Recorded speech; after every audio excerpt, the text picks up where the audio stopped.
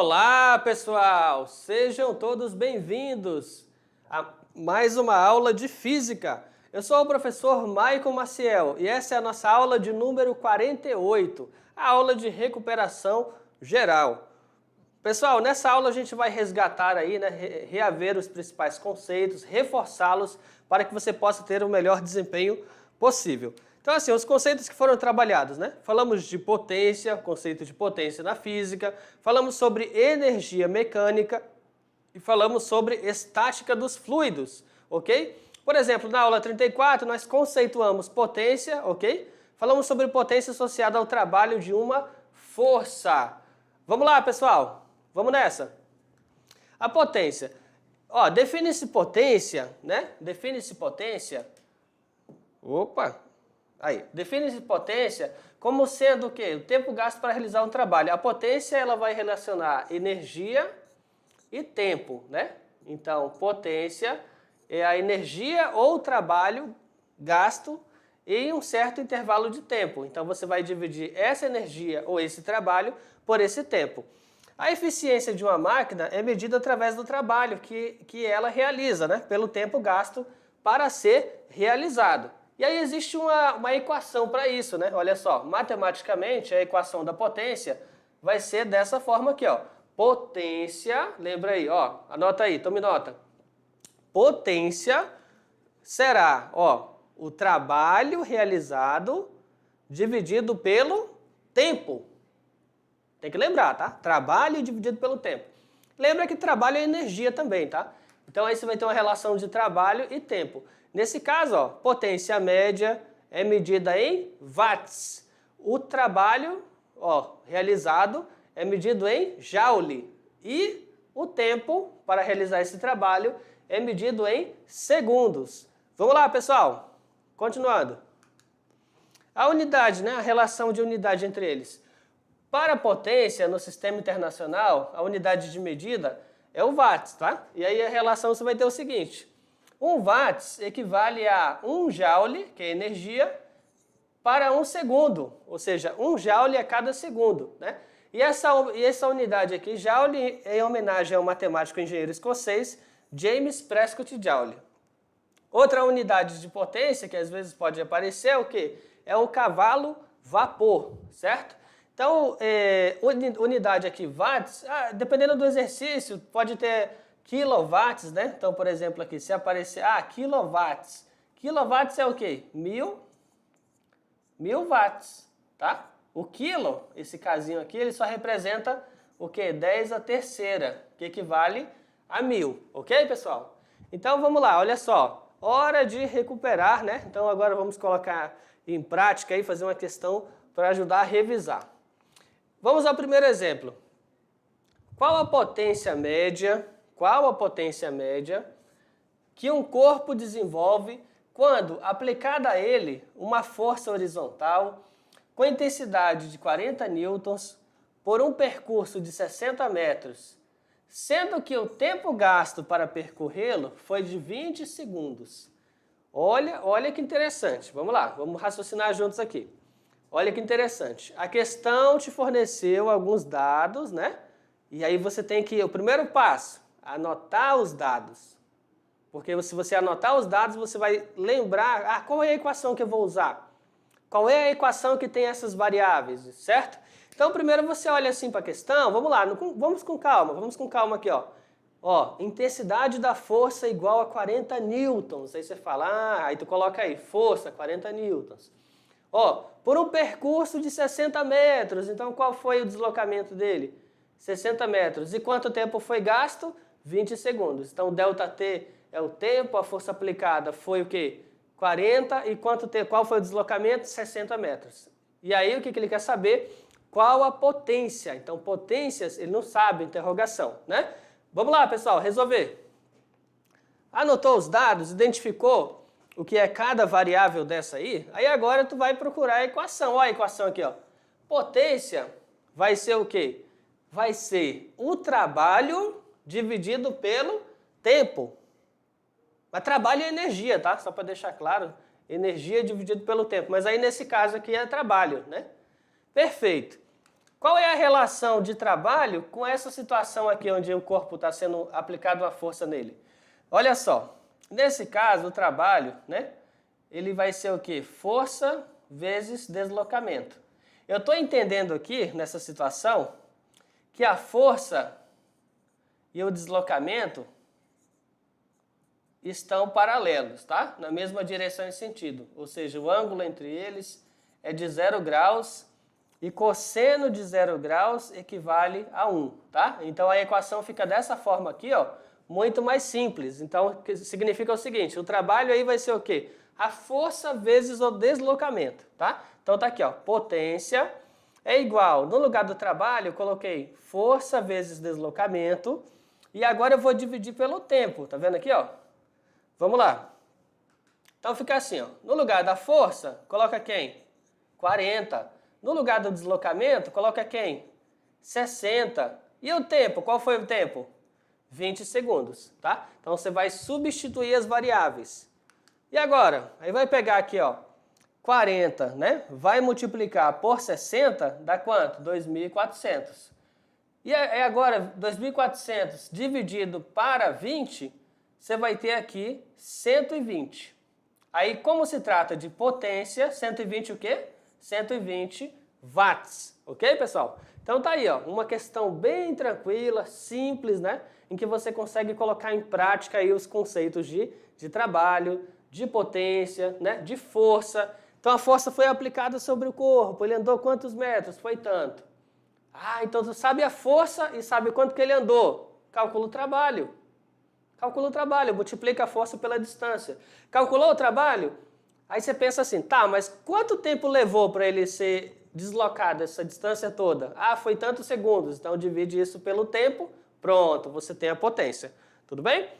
Falamos também, pessoal, olha aí, na aula 36, sobre energia mecânica, né? Então, dentro dessa energia mecânica, falamos de energia potencial gravitacional e é da relação entre o trabalho e essa energia potencial gravitacional.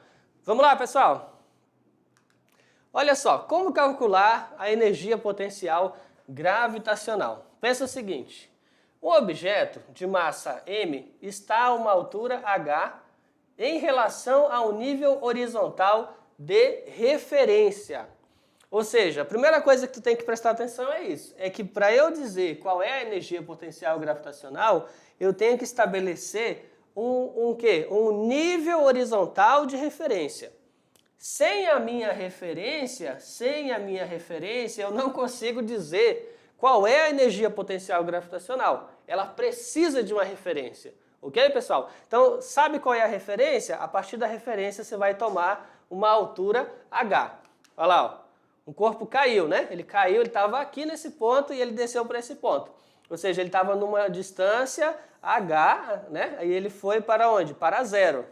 Ele foi exatamente na altura do zero, o referencial. Como m vezes a gravidade, mg, é a força que atua sobre o objeto, e h foi o seu deslocamento, então o trabalho vai ser dado por essa equação aqui, ó, tá?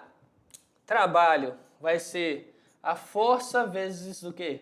A distância vezes cosseno do ângulo entre eles.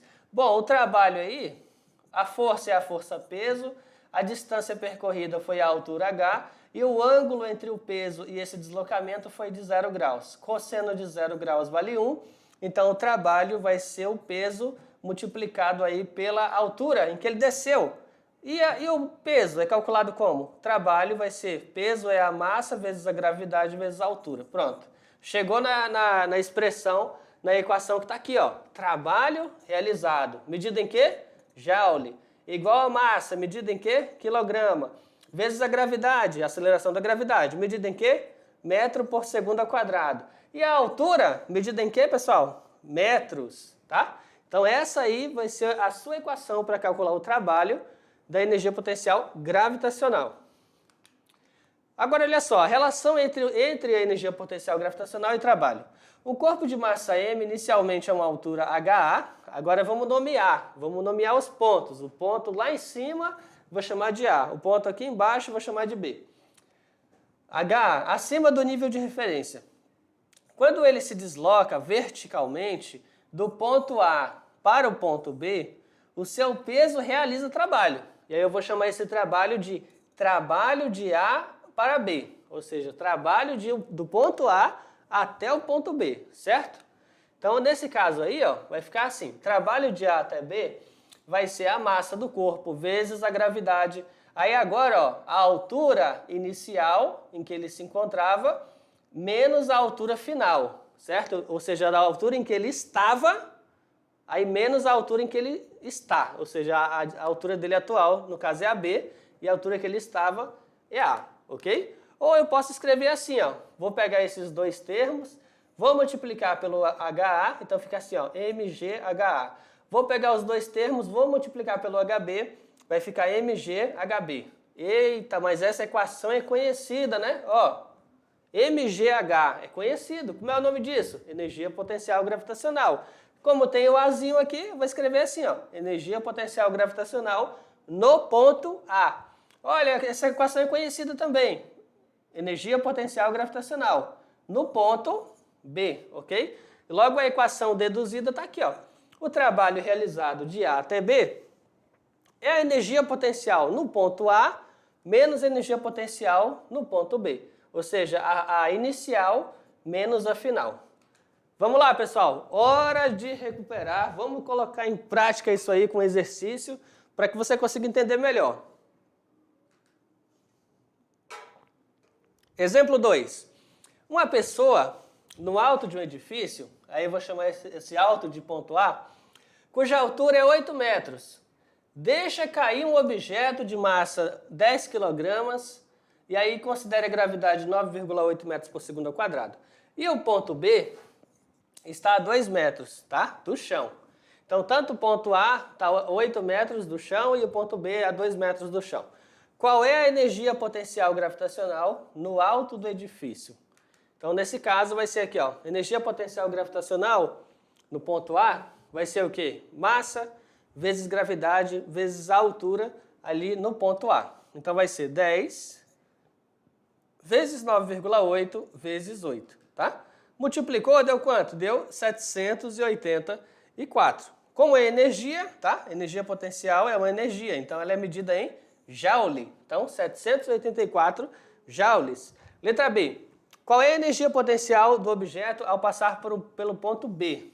E o ponto B está a uma altura de 2 metros acima do solo.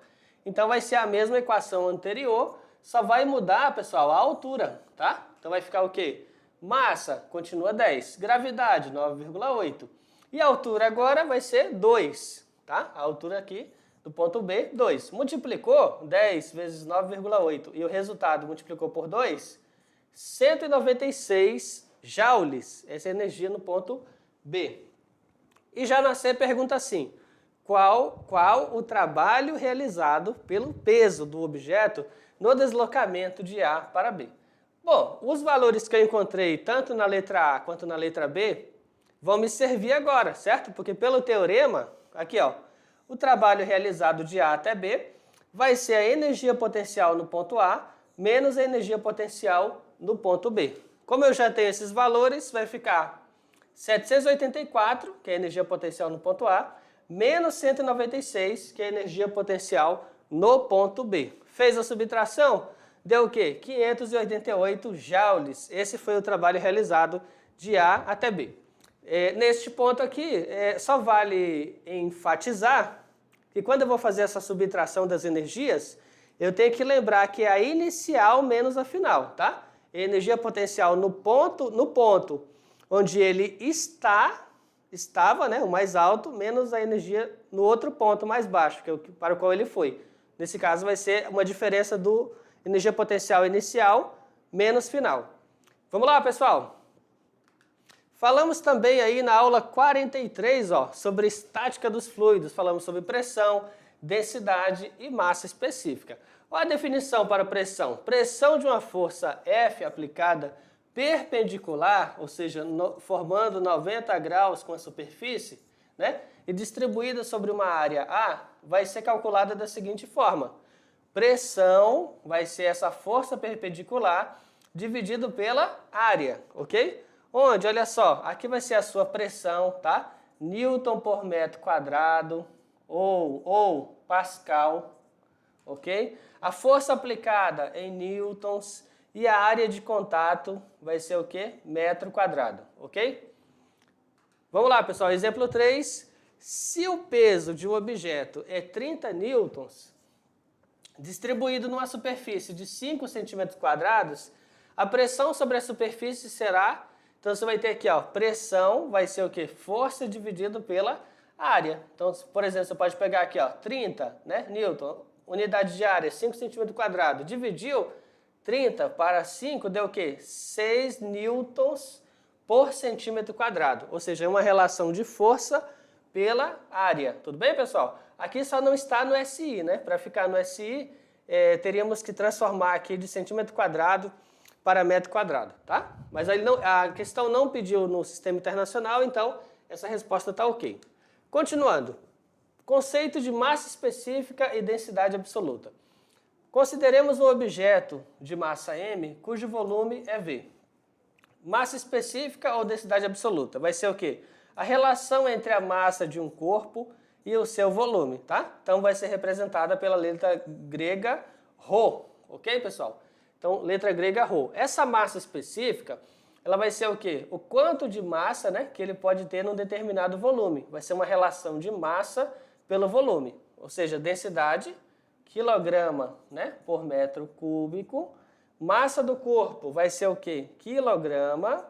E volume do corpo, metro cúbico. Uma outra opção, pode acontecer de unidade, é grama por centímetro cúbico, aqui grama e aqui centímetro cúbico, ok? Essa é a equação para massa específica. Vamos ao exemplo. Se um bloco de alumínio tem volume 50 centímetros cúbicos e uma massa de 135 gramas, qual o valor da sua densidade? Vamos lá. A equação da massa específica vai ser massa dividido pelo volume, né? Então, 135 gramas dividido para 50 centímetros cúbicos. Você dividiu, deu aqui, ó, 2,7 gramas por centímetro cúbico. Ou seja, em cada centímetro cúbico desse material, você vai ter uma massa de 2,7 gramas. Ok, pessoal? Então, essa relação de massa, né? Ela é uma relação para cada material. Cada material, se você pegar cobre, alumínio, zinco, ferro, cada material vai ter um valor específico de massa específica. Ou seja, não tem como o ouro ter a mesma densidade do alumínio. Não tem como o cobre ter a mesma densidade do latão. Cada material que você tem na natureza vai ter um valor diferente para essa massa específica. E a massa específica também é um fator de flutuabilidade, né? Teve uma aula que nós falamos aí sobre um corpo ter maior densidade do que o outro. Então isso vai definir se ele vai flutuar, se vai afundar. Tem aquela relação do empuxo, né? O empuxo, ele depende dessa densidade, ele depende aí dessa massa específica. Ok, pessoal? Falamos também sobre aquela relação lá sobre a densidade vai ser igual à massa específica, a densidade média vai ser igual à massa específica. Imagina que tu tem uma esfera oca, tá? Uma esfera oca e a casca esférica é uma casca de alumínio. Então é uma esfera com uma casca de alumínio e dentro dela vai ter ar. Então ela é oca, ok? Aí do lado, com o mesmo volume, você tem uma esfera maciça, toda de alumínio. Eu posso dizer que no primeiro exemplo, a densidade dela, média, vai ser igual à segunda esfera, que é maciça? E a resposta é não, tá? A resposta é não.